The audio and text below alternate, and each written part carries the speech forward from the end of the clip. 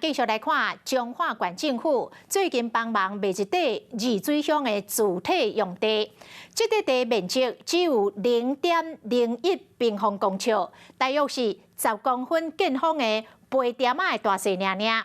地价是105块，但是煞有7个人来抢标，最后是以将近49倍计价5106块来标出。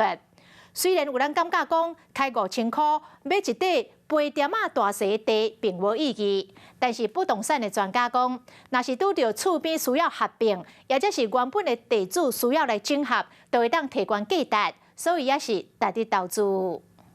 一般林地使用的杯子啊，面积大概是100平方公分，比一个手地也较小。你敢相信，安尼大小土地竟然标出5000块的价销？这边的一些的违建。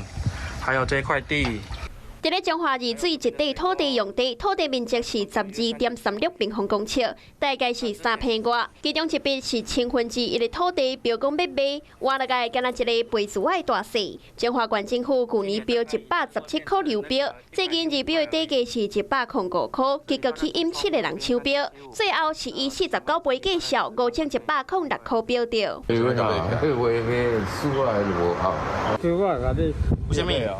阿拉讲，我看伊若要回哦，是要不要回啊？有的人就是要收购伊的权利。当地民众对这块地用关价标着，看法拢无同。不动产的专家分析，这块地是10个人共同持有，地主不管持有的面积是偌济，未来若是要拍卖或者是私人的买卖，拢有优先买的权利。就是有隔壁的邻居需要合并这一块土地的使用，或是他原本的持分的地主有需要把它整合起来，然后提高它的价值。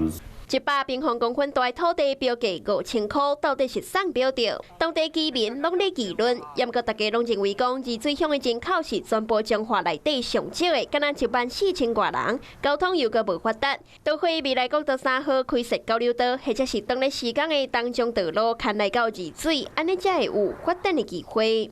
嗨，我是庄宇杰，想要看到更多的新闻内容吗？赶快订阅华视新闻的 YouTube 频道，并且开启小铃铛，跟着宇杰一起看新闻吧。